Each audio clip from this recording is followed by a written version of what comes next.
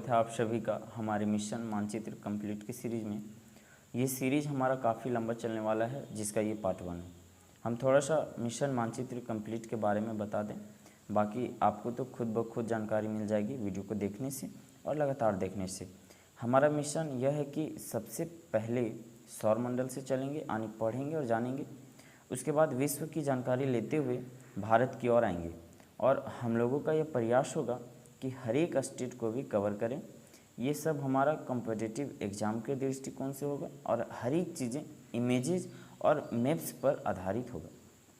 और आपको बता दें कि अगर आप इमेज और जो मैप्स से बनने वाले भूगोल में जितने भी क्वेश्चंस हैं या फिर कॉन्सेप्ट हैं, अगर आप उसको समझ लेते हैं तो आप ये मान के चलिए कि भूगोल का एक बहुत बड़ा पोर्शन आप कंप्लीट कर चुके होंगे। तो इसलिए इस सीरीज़ के साथ लगातार जुड़े रहें और लगातार जुड़े रहने के लिए जो सब्सक्राइब वाला है बटन, उसके बगल में जो बेल आइकन रहता है उसको भी आप लोग प्रेस कर लें, ताकि हमारा वीडियो लगातार आपके पास पहुंचते रहे। तो आज हम लोग सौरमंडल को जानेंगे इमेजेस के साथ।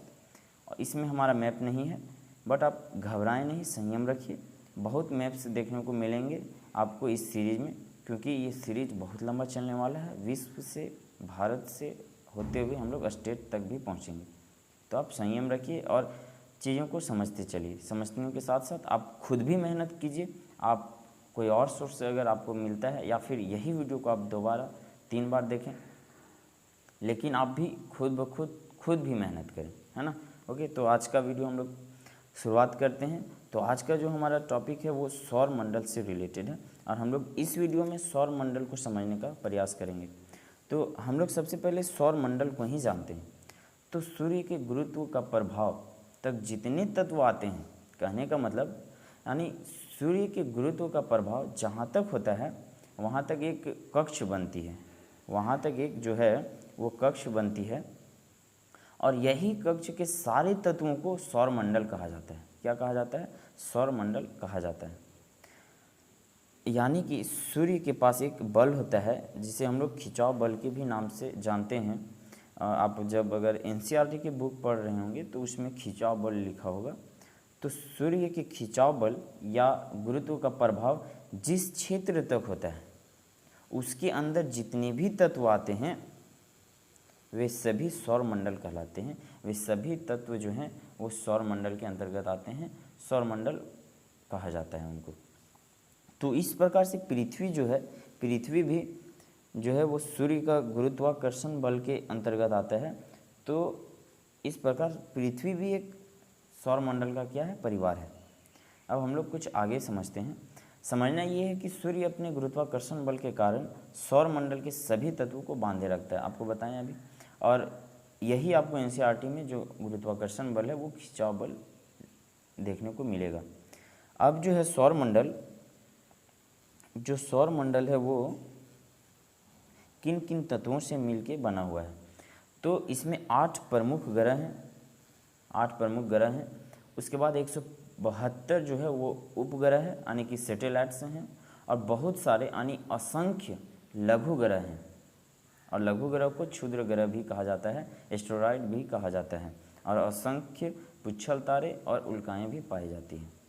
अब हम लोग यहाँ पर इसको समझने का प्रयास करते हैं।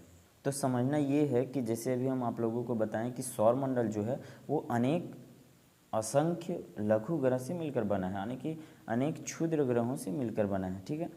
तो ये जो क्षेत्र है यहाँ पर असंख्य क्षुद्र ग्रह पाए जाते हैं, यानी कि बहुत ही छोटे क्षुद्र ग्रह पाए जाते हैं। यहाँ पर क्षुद्र ग्रह वैसे भी बहुत छोटे होते हैं और माना जाता है कि ये प्राचीन समय का बात है जब यहाँ पर इतने छोटे असंख्य क्षुद्र ग्रह उपलब्ध हो चुके हैं। ऐसा नहीं कि सिर्फ क्षुद्र ग्रह इधर ही हैं, इधर वाले क्षेत्र में भी आपको क्षुद्र ग्रह मिल जाएंगे। लेकिन ये जो क्षेत्र है वो प्राचीन समय में माना जाता है कि ग्रहों के जो अवशेष हैं वो बहुत ही छोटे छोटे टुकड़े में बट गए थे। तो वही यहाँ पर बहुत सारे क्षुद्र ग्रह हैं और इसी का जो नाम है वो क्षुद्र ग्रह पट्टी दिया गया। क्या नाम दिया गया? क्षुद्र ग्रह पट्टी। अब यहाँ पर हम लोगों को समझना ये है कि जो क्षुद्र ग्रह के बाएं साइड जितने भी आते हैं, बाएं साइड के जो ग्रह हैं, यानी कि सूर्य के नज़दीक के जो 4 ग्रह हैं उनको बोला जाता है भीतरी ग्रह, या पार्थिव ग्रह, आपको ये पॉइंट ध्यान में रखिएगा कि इनको क्या बोला जाता है, पार्थिव ग्रह भी बोला जाता है। और वे ग्रह कौन कौन से हैं, तो बुध, शुक्र, पृथ्वी और मंगल, ये 4 ग्रह जो हैं सो, एक सेकंड कलर चेंज कर लेते हैं। हाँ, ये 4 ग्रह जो हैं वो पार्थिव ग्रह कहलाते हैं, यानी कि भीतरी ग्रह कहलाते हैं। ओके, अब जो बाहरी ग्रह में आते हैं वो ये 4 ग्रह आते हैं। ये 4 ग्रह आपके जो हैं वो बाहरी ग्रह में आते हैं और इनको जो है वो जोवियन ग्रह बोला जाता है। क्या बोला जाता है, जोवियन ग्रह बोला जाता है, जोवियन ग्रह बोला जाता है। ध्यान में रखिएगा, हम बार बार रिपीट कर रहे हैं। और इनमें कौन कौन से ग्रह आते हैं, तो इनमें जो है सो आपका बृहस्पति, शनि, अरुण और वरुण, ये चारों जो हैं वो जोवियन ग्रह के अंतर्गत आते हैं, बाहरी ग्रह के अंतर्गत आते हैं। हम बार बार जोवियन ग्रह और पार्थिव ग्रह इसलिए बोल रहे हैं कि आपको भीतरी ग्रह और बाहरी ग्रह तो समझ में आ जाएगा, लेकिन जो जोवियन और पार्थिव है वो आप भूल जाएंगे, इसलिए भूलना नहीं है। हम बार बार बोल रहे हैं कि ये 4 जो ग्रह हैं इनको पार्थिव ग्रह बोला जाता है और ये जो 4 ग्रह हैं ये जोवियन ग्रह कहलाते हैं, आपको ध्यान में रखना है। तो पार्थिव ग्रह में कौन कौन से ग्रह आते हैं, बुध, शुक्र, पृथ्वी और मंगल।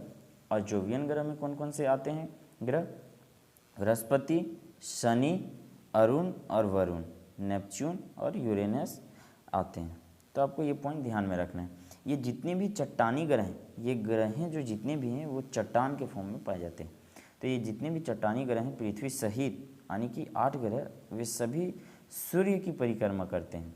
और आपको पता है कि सूर्य एक तारा है, आपको पता होना चाहिए कि सूर्य एक तारा है। तारा इसलिए बोला जाता है इसको कि इसके पास अपनी ऊष्मा और प्रकाश है, और जिसके पास अपनी ऊष्मा और प्रकाश होती है उसे तारा बोला जाता है। और ग्रह किसको बोला जाता है, जिसके पास अपनी ऊष्मा और प्रकाश नहीं होती है, यानी कि ये दूसरे के प्रकाश से प्रकाशित होते हैं, इसलिए इनको ग्रह बोला जाता है।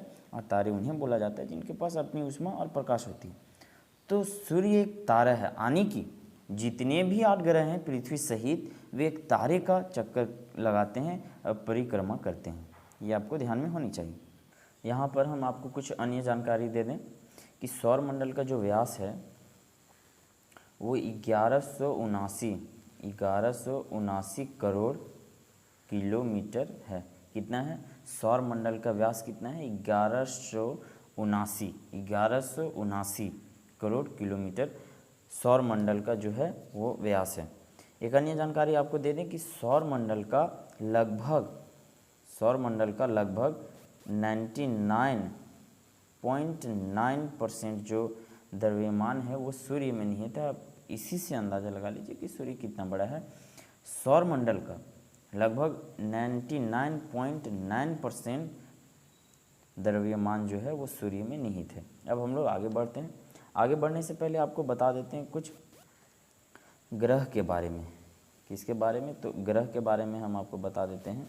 एक सेकेंड, हाँ, ग्रह के बारे में आपको हम बता देते हैं। तो ग्रह का जो इंग्लिश वर्ड है वो प्लेनेट है। क्या है, प्लेनेट। और प्लेनेट ग्रीक भाषा के प्लेनेटाई शब्द से लिया गया है। किससे लिया गया, ग्रीक भाषा के प्लेनेटाई शब्द से प्लेनेट लिया गया है, जिसका अर्थ परिभ्रमक होता है। क्या होता है, परिभ्रमक होता है। अब आइए हम लोग आगे समझते हैं। आगे अब हम लोग देखते हैं सूर्य से दूरी के अनुसार, सूर्य की दूरी के अनुसार सबसे पहले कौन ग्रह आता है, उसके बाद का ग्रह कौन सा है। तो सूर्य के सबसे नज़दीक का जो ग्रह है वो कौन है, बुध है। कौन है, बुध।